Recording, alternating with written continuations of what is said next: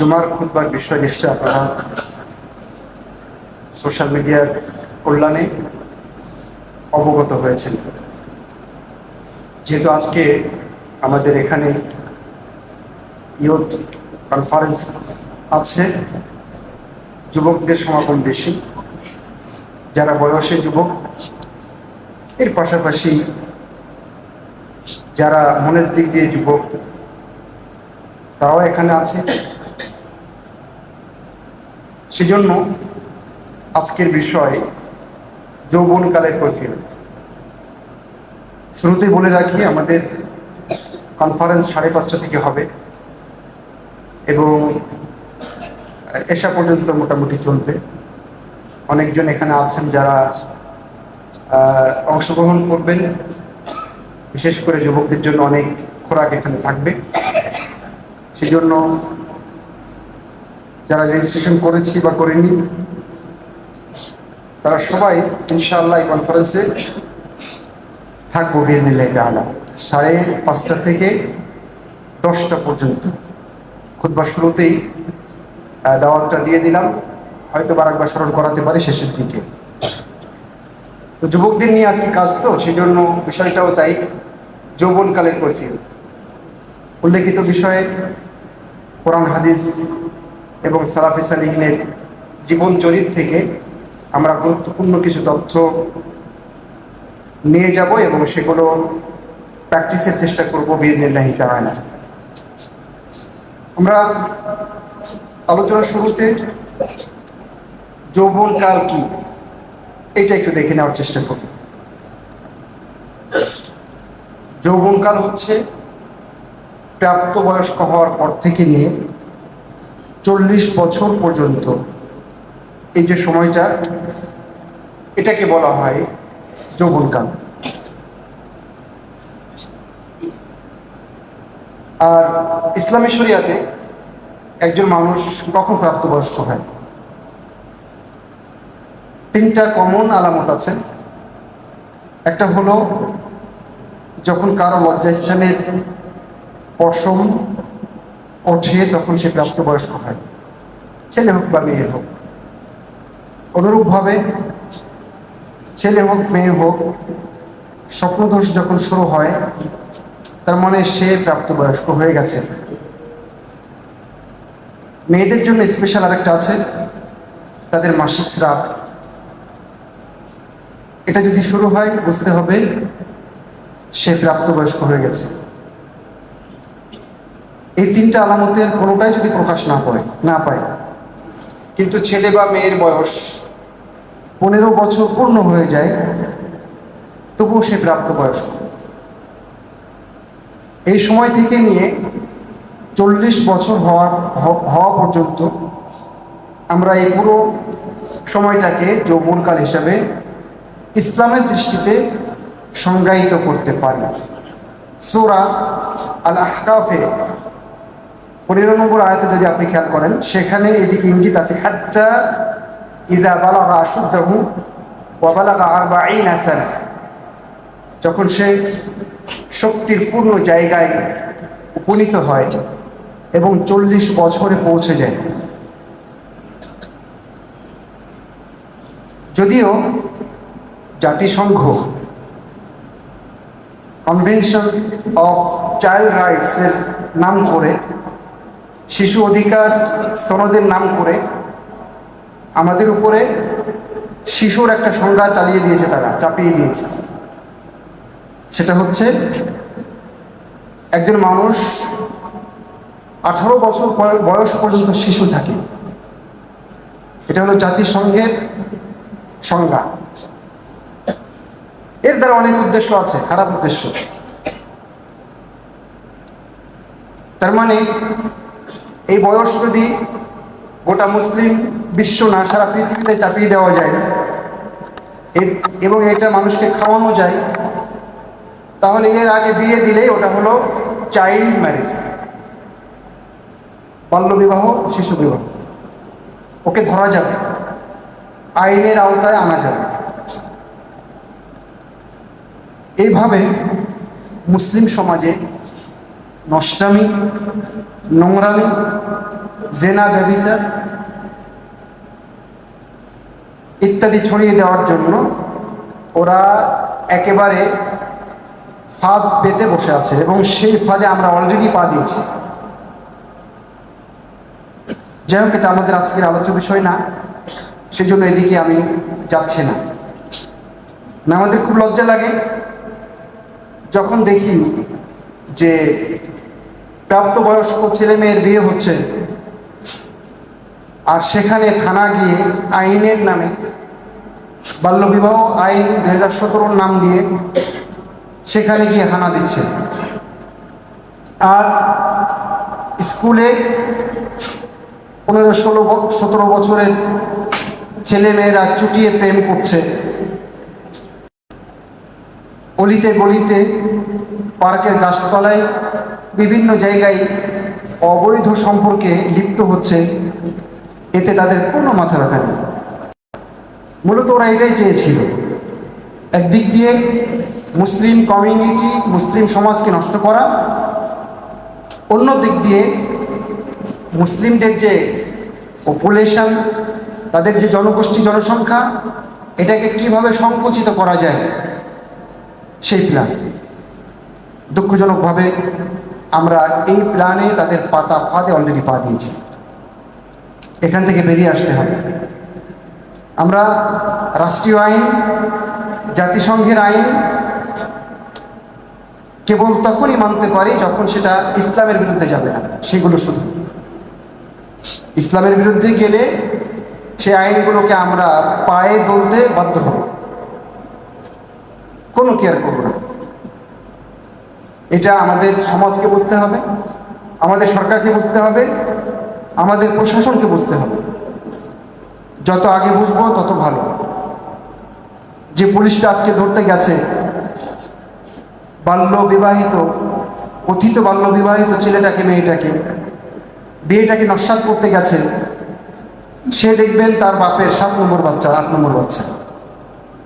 তার বাপও বিয়ে করেছিলেন যখন 16 বছর বয়স ছিল, আর মায়ের বয়স 13 বছর ছিল। দুঃখজনক হলেও সেই এখন আইন প্রয়োগ করতে যাচ্ছে। যাই হোক, আমি ওইদিকে আর না ঢুকি। ইসলামের দৃষ্টিতে আমরা বুঝতে পারলাম যে যৌবনকাল কাকে বলে। একটা সময় মানুষ কিছুই ছিল না। হাল আতা আলাল ইনসানি হিনুম মিনাদ দাহর লাম ইয়াকুন শাইআন মাযকুরা। মানুষ উল্লেখ করার মতো কিছুই ছিল না। সেই জায়গা থেকে মহানবুল আলামিন মানবতাকে, মানব জাতিকে, আমাকে আপনাকে অস্তিত্বে এনেছেন।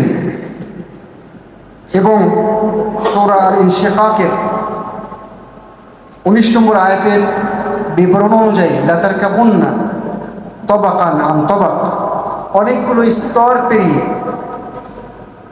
আমরা একটা সময় যৌবনে পদার্পণ করে থাকি। সূরা আল হজ্জের 5 নম্বর আয়াতে মহানবুল আলামিন এই স্তরগুলো আরো স্পষ্টভাবে বর্ণনা করেছেন। যাই হোক, যৌবনকাল যেটা নিয়ে কথা, আজকের আলোচনার বিষয়। আজকে আমাদের বিকালের ইয়ুথ কনফারেন্স। এই যৌবনকাল অত্যন্ত গুরুত্বপূর্ণ। এই জন্য যখন জান্নাতীরা জান্নাতে প্রবেশ করবেন, তখন মহানবুল আলামিনের পক্ষ থেকে ঘোষক ঘোষণা করবেন কয়েকটা ঘোষণা। ঘোষণাগুলোর মধ্যে থাকবে, তোমরা এখন চিরকাল এখানে থাকবে, তোমাদের আর কখনো মরণ হবে না। এখানে তোমরা চিরকাল থাকবে এবং সবসময় তোমরা সুস্থ থাকবে। কোনো ধরনের শারীরিক মানসিক অসুখ তোমাদেরকে আক্রমণ করবে। আরেকটা ঘোষণা থাকবে, ওয়া ইন্না লাকুম আন তাশিব্বু ফালা তাহরামু আবাদা। এখানে তোমরা চিরকাল যুবক থাকবে, কখনোই বুড়ো হবে না। তাহলে যৌবনকালটা কত গুরুত্বপূর্ণ, যে জান্নাতে এই বয়সটাতেই মানুষ চিরকাল থাকবে। ছেলে মেয়ে সবাই। নিশ্চয়ই এই বয়সটা মানুষের জন্য, মানুষের কাছে অত্যন্ত আকর্ষণীয় এবং প্রিয়, তাই না? সেজন্যই তো মহান রব্বুল আলামিন এই বয়সের উপরেই মানুষকে জান্নাতের ভেতরে অনন্তকালের জন্য রেখে দিলেন। এখন আলোচ্য যে বিষয়টা সেখানে আসি।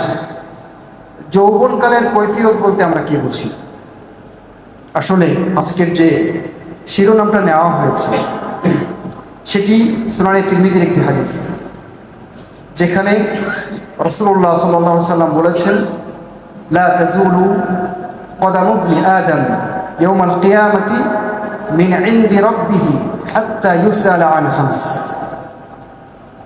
আদম সন্তানের পা কিয়ামতের ময়দানে মহান রব্বুল আলামিনের সামনে থেকে এক ধাপও সামনে অগ্রসর হতে পারবে না, যতক্ষণ না তাকে 5টা কোশ্চেন, 5টা প্রশ্ন করানো হবে। তার প্রথম প্রশ্ন হচ্ছে আন উমরিহি ফিমা আফনা, তার বয়স সম্পর্কে জিজ্ঞেস করা হবে, কিসে সে ব্যয় করেছে। ওয়ান শাবাবিহি ফিমা আবলা, দিস ইজ দ্য পয়েন্ট। এটাই হচ্ছে আমাদের আলোচ্য বিষয়। তার যৌবনকাল সম্পর্কে জিজ্ঞেস করা হবে, কোন জায়গায় সে তার এই কাঙ্ক্ষিত প্রিয় সময়টাকে সে ব্যয় করেছে। ওমালিহি মিনান ইকতাসাবাহু ওয়া ফিমা আনফাকা, তার মাল সম্পর্কে তাকে জিজ্ঞেস করা হবে, উপার্জন কোত্থেকে হয়েছে, খরচটা কোথায় হয়েছে। ওয়া ফিমা আমিলা ওয়া মাযা আমিলা ফিমা আলিম, আর সে যা জ্ঞান অর্জন করেছে তা সে অনুযায়ী আমল করেছে কিনা। এই 5টা প্রশ্ন। 5টা প্রশ্নের দ্বিতীয় প্রশ্ন হচ্ছে যৌবন বয়সটা আমি আপনি ছেলে মেয়ে কোথায় ব্যয় করেছি বা ব্যয় করছি। তার আগে যে 5 কোশ্চেন ছিল, প্রথম প্রশ্নটা ছিল, সেখানে ছিল বয়স সম্পর্কে প্রশ্ন হচ্ছে বয়সের ভিতরে যৌবনকাল আছে কিনা। শিশু অবস্থা আছে, যৌবনকাল আছে, বৃদ্ধাবস্থা আছে, সব কিছু আছে, তাই না? জীবনের প্রত্যেকটা স্টেজ, ধাপ এই বয়সের মধ্যে আছে। কিন্তু বয়সের কথা বলার পরে মহান রব্বুল আলামিন তার রাসূলের মারফত আমাদেরকে আবার জানিয়ে দিলেন যে যৌবনকাল। তার মানে এটা একটা ম্যাটার, এটা একটা বিশেষ কিছু। মূলত এখান থেকে আমরা আজকে আলোচনার শিরোনামটা নিয়েছি যৌবনকালের কৈফিয়ত। কেন মহান রব্বুল আলামিন বিশেষভাবে যৌবনের কথা উল্লেখ করেছেন? এই প্রশ্ন কোথায় হবে? কিয়ামতের দিন, তাই না? কার সামনে? মহান রব্বুল আলামিনের সামনে। মহাপরাক্রমশালী, আজিজ, কওয়ি, যুল ইন্তিকাম মহান রব্বুল আলামিনের সামনে এই প্রশ্ন হবে, তিনি প্রশ্ন করবেন। অত্যন্ত গুরুত্বপূর্ণ। সেদিন এই প্রশ্নের সময় আর কেউ থাকবেন না। মহান রব্বুল আলামিনের সামনে কেবল আমাকেই থাকতে হবে। এই মুহূর্তটা এত গুরুত্বপূর্ণ যে এরপরে আপনার ঠিকানা হয় জান্নাত না হয় জাহান্নাম। অত্যন্ত ক্রিটিক্যাল একটা মোমেন্ট।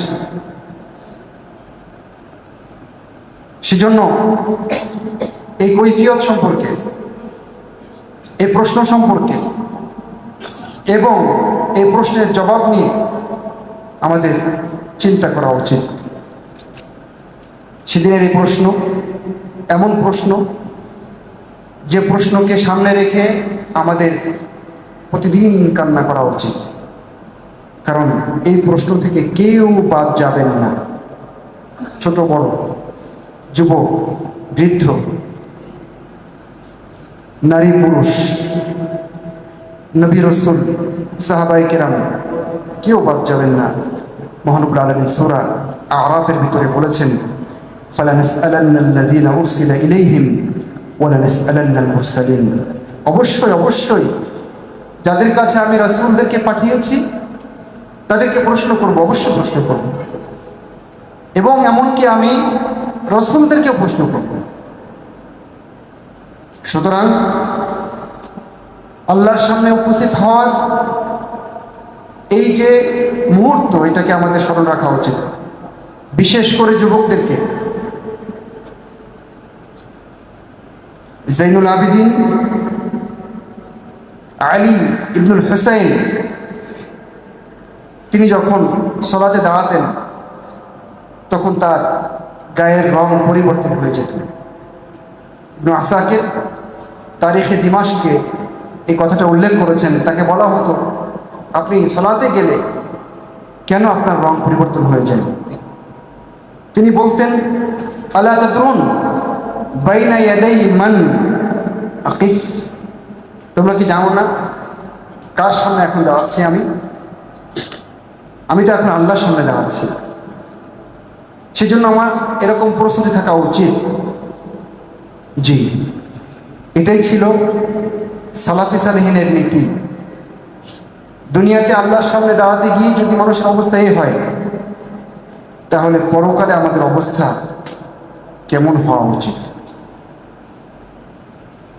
আগের করা প্রশ্নটার দিকে আবার ফিরে যাচ্ছি যে যৌবনকালকে মহান রব্বুল আলামিন, ইসলাম, নবী মুহাম্মদ সাল্লাল্লাহু আলাইহি ওয়াসাল্লাম কেন স্পেশালি বেছে নিয়েছেন? এর উত্তর, এটা হলো চরম শক্তির একটা জায়গা। এই সময় শারীরিক শক্তি থাকে, উদ্যমতা থাকে, প্রাণ চঞ্চলতা থাকে। মহান রব্বুল আলামিন সূরা রুমের 54 নম্বর আয়াতে বলেছেন যে মানুষ দুর্বল থাকে, তারপরে সেখান থেকে তাকে শক্তি দেওয়া হয়, এরপরে আবার দুর্বল হয়ে যায়, বিরুদ্ধ হয়ে যায়। তাহলে যৌবনকাল শক্তির, একজন মানুষের জীবনের শক্তির সর্বোচ্চ একটা জায়গা, যে সময় মানুষ সুস্থ থাকে, তার অঙ্গ প্রত্যঙ্গ সবগুলো ঠিকঠাক মতো কাজ করে, তার ব্রেন সর্বোচ্চ জায়গায় থাকে। কবি নজরুলের ভাষায় সে সময় মানুষ বলে, মনে মনে থাকবো না খুব বদ্ধ ঘরে, দেখবো এবার জগৎটাকে কেমন করে ঘুরছে মানুষ যুগান্তরের ঘূর্ণি পাকে। যৌবনকাল এই সম্পর্কে কেন জিজ্ঞেস করা হবে? কারণ এই সময় আমার শক্তি, আমার সামর্থ্য তুঙ্গে থাকে। এই সময় আমি অনেক কিছু করতে পারি, অনেক কাজ আমি করতে পারি। এই সময় আমি অনেক ইবাদত অনায়াসে করতে পারি। এই সময় আমি সমাজকে পরিবর্তন করে ফেলতে পারি। এই বয়সে আমি চাইলে পুরো রাষ্ট্রে একটা সংশোধন, পরিবর্তন আনতে পারি। এই জন্য এই সময়টা অত্যন্ত গুরুত্বপূর্ণ, এবং এটা মহান রব্বুল আলামিনের পক্ষ থেকে অনেক বড় নিয়ামত। এই জন্যই তো রাসূলুল্লাহ সাল্লাল্লাহু আলাইহি ওয়াসাল্লাম আরেকটি হাদিসে বলেছেন, ইগতানিম খামসান ক্বাবলা খামস, 5টা মুহূর্ত আসার আগে 5টা মুহূর্তকে কাজে লাগান। বলতে গিয়ে রাসূলুল্লাহ সাল্লাল্লাহু আলাইহি ওয়াসাল্লাম বলেছেন, শাবাবাকা ক্বাবলা হারামিক, বড় হয়ে যাওয়ার আগে যৌবনকালকে কাজে লাগান। ইগতানিম এমন একটা শব্দ ব্যবহার করা হয়েছে যে এই মুহূর্তটা খুবই সংক্ষিপ্ত, যৌবনকালটা খুবই সংক্ষিপ্ত। সেদিকে আমি পরে যাব ইনশাআল্লাহ। তো যাই হোক, এই সময়টা অনেক বড় নিয়ামত। এই সময় অনেক কিছু করা যায়, কারণ আমি আপনি শক্তির সর্বোচ্চ জায়গায় থাকি, শারীরিক শক্তির। টকবকে রক্ত থাকে, এবং এটা আল্লাহর পক্ষ থেকে অনেক বড় নিয়ামত, যার কারণে আমি কি করছি কি করেছি তার স্পেশাল একটা হিসাব থাকা চাই।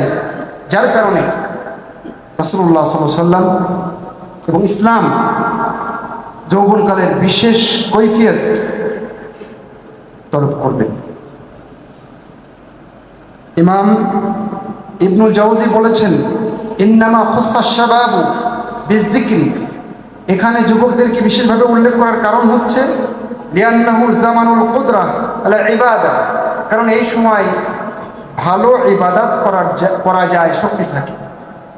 ওয়া জামান মুজাহাদাতিন নফস, এই সময় নিজের প্রবৃত্তির বিরুদ্ধে যুদ্ধ করা যায়। ফাইদা মাদা জামানুশ শাবাব, যখন এই যৌবনকাল চলে যায়, কাল্লাতিল জাওয়ারিহ ওয়া দাউফাতিল কুওয়া, তখন অঙ্গ প্রত্যঙ্গ ক্লান্ত পরিশ্রান্ত হয়ে যায়, সব কিছু নিস্তেজ হয়ে আসে, শক্তি দুর্বল হয়ে যায়, তখন চাইলেও অনেক কিছু করতে পারি না। পয়েন্ট 4, 2 নম্বর পয়েন্ট, এই সময় শারীরিক শক্তি যেমন থাকে তেমনিভাবে এই সময় মানসিক শক্তিও থাকে তুঙ্গে। এমনকি আমাদের জৈবিক যে চাহিদা সেটাও সর্বোচ্চ লেভেলে অবস্থান করে, যার কারণে যৌবনকালের কৈফিয়ত একটা বিশেষ কৈফিয়ত। এই বয়স সম্পর্কে প্রশ্ন এটা হওয়া উচিত ছিল এবং সেটাই হয়েছে। এই সময়ে মানুষের ভেতরে জৈবিক চাহিদা পূরণের যে তীব্র আকাঙ্ক্ষা এবং তার শারীরিক চাহিদা পূরণের যে সক্ষমতা, এটা সর্বোচ্চ লেভেল অতিক্রম করে। আর এই জন্যই তো রাসূলুল্লাহ সাল্লাল্লাহু আলাইহি ওয়াসাল্লাম যুবকদেরকে বলেছেন, ইয়া মা'শারাশ শাবাব মান ইসতাতা'a মিনকুমুল বা'a ফালিয়াতাযাওয়াজ, তোমাদের ভিতরে যাদের সামর্থ্য আছে তারা যেন বিয়ে করে নেয়, যদি না পারো তাহলে এই সময়ে এই পিরিয়ডটা তো তোমাকে নিয়ন্ত্রণে রাখতে হবে, তাহলে বেশি বেশি সিয়াম রাখো। আর ওরা বলেছে যে 18 হলে বুড়ি নয়, 20-র আগে বিয়ে নয়। তার মানে যখন সে নিজেকে সামাল দিতে পারবে না, জেনা করবে, ব্যভিচার করবে, কারো মেয়েকে ধরে আনবে, কারো ছেলেকে পটিয়ে বিভিন্ন পার্কে নিয়ে যাবে, সমাজ নষ্ট করবে, এটাই ওরা চায়। আর ইসলাম বলেছে না, ও প্রাপ্তবয়স্ক হয়েছে, সামর্থ্য আছে, শারীরিক সামর্থ্য আছে, বউকে চালাতে পারবে, বিয়ে দিয়ে দাও, সমাজ ভালো থাকবে, নিশ্চিত সমাজ ভালো থাকবে। সম্মানিত উপস্থিতি, 2 নম্বর কারণ হচ্ছে, এখানে একটু বলে রাখি, যেহেতু এই সময়টা নিজেকে নিয়ন্ত্রণ করা কঠিন, সেজন্য এই সময়ে ইবাদত করলেও এটা মহান রব্বুল আলামিনের কাছে অনেক বেশি দাম। সাবাতুন ইউযিল্লুহুমুল্লাহু ফি যিল্লি, 7 শ্রেণীর মানুষকে মহান রব্বুল আলামিন তার ছায়া আশ্রয় দেবেন না কালকে কিয়ামতের ময়দানে। তার এক শ্রেণী হচ্ছে শাবুন নাশাআ ফি তাআতিল্লাহ আও ফি ইবাদাতিল্লাহ, সেই যুবক যে আল্লাহর ইবাদতে বড় হয়, তাকে মহান রব্বুল আলামিন স্পেশালি তার আরশে আশ্রয় দান করবেন। মহান রব্বুল আলামিন যেন আমাদের প্রত্যেকটা যুবককে এই তৌফিক দান করেন, আল্লাহুম্মা আমিন। সম্মানিত উপস্থিতি, যৌবনকালের এই স্পেশাল কৈফিয়ত কেন? কারণ এইটা হলো ভবিষ্যৎ গড়ার সময়, এটা হলো কাজের মূল সময়। বুঝতে পেরেছেন? যারা এই সময় কাজ করবে তাদের ভবিষ্যৎ ভালো হবে, ইহকাল এবং পরকাল দুটোই। সুতরাং মানুষ দুনিয়াতে বেঁচে থাকতে তার ভবিষ্যৎ লাগে, এই ভবিষ্যৎ গড়ার মূল জায়গাটা হচ্ছে এই যৌবনকাল। অনুরূপভাবে মানুষকে মারা যেতে হবে, সেখানকার জন্য পুঁজি দরকার। এই পুঁজিও গড়ার, পুঁজি সঞ্চয়ের মূল জায়গা হচ্ছে এই যৌবনকাল। একটা সময় চাইবেন কিন্তু আপনি হজ করতে পারবেন না, তওয়াফ করতে পারবেন না, সাই করতে পারবেন না। একটা সময় চাইবেন বেশি বেশি করে সিয়াম রাখবেন, পারবেন না। রাত্রি জেগে জেগে ইবাদত করতে চাইবেন, পারবেন না। চাইবেন অনেক সময় রুকুতে থাকবেন, সাজদায় থাকবেন, পারবেন না। কোমরে ব্যথা হবে, বাঁকা হতে পারবেন না। একটা সময় চাইবেন যে আমি দুনিয়াতে এই করি, এই ভালো কাজ করি, পারবেন না। সেজন্য এটা হলো কাজের মূল সময়। ইবনে রাজাব আল হাম্বলি তিনি বলেছেন, মান আহসানা ফি শাবাবিহি আহসানাল্লাহু ইলাইহি ফি শাইবাতিহি আও ফি শিবাতিহি। যে ব্যক্তি তার যৌবনকালকে সুন্দরভাবে নেয়, গুছিয়ে নেয়, এটাকে ভালোভাবে দেখে, মহান রব্বুল আলামিন তার বৃদ্ধকালকে সুন্দরভাবে গুছিয়ে দিবেন। ওমান হাফিজাল্লাহ ফি হালি কুওয়াতি হাফিজাহুল্লাহু ফি হালি দাফি। যে ব্যক্তি আল্লাহর বিধিনিষেধ, আল্লাহর আদেশ নিষেধ হেফাজত করবে, মেনে চলবে, তার শক্তি সামর্থ্যের বয়সে মহান রব্বুল আলামিন তার বৃদ্ধাবস্থায় তাকে হেফাজত করবেন। সুতরাং এই যে সময়টা, এটা হলো কাজের সময়। হাফেজ ইবনু কাসির রাহিমাহুল্লাহ তার বিদায়া ওয়ান নিহায়াতে বলেছেন, তিনি যখন আবু তাইয়িব আত-তাবারির জীবনী বলতে গিয়েছেন, তখন তিনি বলেছেন যে আবু তাইয়িব আত-তাবারি তিনি 102 বছর বেঁচে ছিলেন, তারপরে মারা গিয়েছেন। তো এই বয়সেও তিনি পূর্ণ ব্রেনের অধিকারী ছিলেন, তার শারীরিক সক্ষমতা পূর্ণ ছিল। একদিন নৌকায় উনি চড়েছিলেন, নৌকা থেকে নামার সময় এমন জোরে লাফ দিয়েছেন ওই বয়সে যে যুবকরাও এই কাজ করতে গেলে বুক কেঁপে উঠবে। তখন তাকে বলা হয়েছিল, মা হাযা ইয়া আবু তাইয়িব, আবু তাইয়িব তাবারি, এটা কি এই বয়সেও? উনি বলেছিলেন, হাযিহি আ'দাউন হাফিজনাহা ফিশ শাবীবাতি তানফাউনা ফিল কিবারি। এই অঙ্গগুলো যৌবন বয়সে হেফাজত করেছিলাম, যাতে করে এই বয়সে সেটা আমাদের কাজে আসে। সম্মানিত উপস্থিতি, বলছিলাম এটা হলো কাজের সময়। সে কারণে রাসূলুল্লাহ সাল্লাল্লাহু আলাইহি ওয়াসাল্লাম যুবকদেরকে কাজে লাগিয়েছেন। মুসাব ইবনে উমাইর টকবগে যুবক মানুষ, তাকে তিনি মদিনাতে ইসলাম প্রচারের জন্য প্রথম সফি দূত হিসাবে পাঠিয়েছিলেন, এবং তার হাত ধরে মদিনার প্রায় বেশিরভাগ বাড়িতে ইসলাম প্রচার ঢুকে গিয়েছিল, এবং আনসারদের বড় বড় ব্যক্তিত্ব তার হাতে ইসলাম গ্রহণ করেছিলেন। নবী মুহাম্মদ সাল্লাল্লাহু আলাইহি ওয়াসাল্লাম যুবক বয়সী আরেকজন সাহাবী মুআয ইবনে জাবাল, 30-এর কাছাকাছি বয়স, এই সময় তাকে ইয়েমেনে পাঠিয়েছিলেন এবং বলেছিলেন, ইন্নাকা তাতি কওমান আহলা কিতাব, তুমি যাচ্ছ এমন কওমের নিকটে যারা হচ্ছে আহলে কিতাব, তুমি এই কাজ করবে। নবী মুহাম্মদ সাল্লাল্লাহু আলাইহি ওয়াসাল্লাম বড় বড় সাহাবী থাকতেও উসামা ইবনে যায়েদ রাদিয়াল্লাহু তাআলা আনহুমাকে সেনাপতি হিসাবে পাঠিয়েছিলেন। তখন তার বয়স 20 হয়নি, 18 বছর। নবী মুহাম্মদ সাল্লাল্লাহু আলাইহি ওয়াসাল্লাম যখন হুনাইনের যুদ্ধে যান, তখন আত্তাব ইবনে উসাইদকে রাদিয়াল্লাহু তাআলা আনহু মক্কার গভর্নরের দায়িত্ব দিয়ে যান। তখন তার বয়স ছিল মাত্র 25 বছর। এভাবে যুগে যুগে যুবকরা অনেক কিছু করেছে, কারণ এটাই কাজের বয়স। মুহাম্মদ ইবনুল কাসিম আস-সাকাফি, মুহাম্মদ বিন কাসিম বলে আমরা যাকে ইতিহাসে চিনি, এই যে পুরো আমাদের হিন্দ, সিন্ধু, এই যে পুরো অঞ্চলটা তিনি জয় করেছিলেন, তখন তার বয়স মাত্র 17 বছর। কনস্টান্টিনোপল যিনি জয় করেছিলেন, যার হাত ধরে বিজেতা,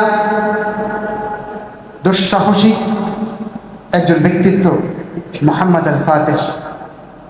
তখন কেবলমাত্র তিনি 20 বছর অতিক্রম করেছেন। সবচেয়ে শক্তিশালী দুর্গ তার হাত দিয়ে ভেঙেছে শত্রু বাহিনীর। এইভাবে যদি আমরা দেখি, ইমাম শাফি রাহিমাহুল্লাহ যখন তিনি ফতোয়ার জন্য ইলমি হালাকায় বসতে শুরু করেন, মানুষকে ফতোয়া দিতে শুরু করেন, তখন তার বয়স মাত্র 17 বছর, 16-17 এরকম। তাহলে এইটা হলো কাজের বয়স। সর্বশেষ পয়েন্ট, কেন যৌবনকালকে বিশেষভাবে বেছে নেওয়া হয়েছে? কারণ এই সময়ে দুটো জিনিস থাকে, একটা হলো আসিহা ওয়াল ফারাগ, আসিহা ওয়াল ফারাগ, সুস্বাস্থ্য এবং অবসর। আর এই দুইটা সম্পর্কে মানুষ প্রতারিত হয়, ধোঁকায় পড়ে। সেজন্য ইসলাম এই সময়টাকে বিশেষভাবে কৈফিয়তের জন্য বেছে নিয়েছে। যুবকরা যদি এই সময়টাকে কাজে না লাগায়, তাহলে নিশ্চিতভাবে তারা ক্ষতিগ্রস্ত হবে ইহকালে এবং পরকালে। বলা হয়ে থাকে আল ওয়াক্তু কাস-সাইফি ইল্লাম তাকতাহু কাতাআক, সময় হচ্ছে, এটা হলো তরবারির মতো, যদি তুমি তাকে কাটতে না পারো ও তোমাকে কেটে ফেলবে। সেজন্য বিশেষ করে যুবকদের প্রস্তুতি গ্রহণ করতে হবে এবং তাদের এই সময়টাকে কাজে লাগাতে হবে। ইনশাআল্লাহ খুতবার পরবর্তী অংশে গিয়ে আর একটা কথা বলে আমাদের খুতবা শেষ করব। আপাতত এখানে কথা শেষ করছি। আকুলু কওলি হাযা ওয়া আস্তাগফিরুল্লাহ লি ওয়া লাকুম ওয়া লিসাইরিল মুসলিমিন।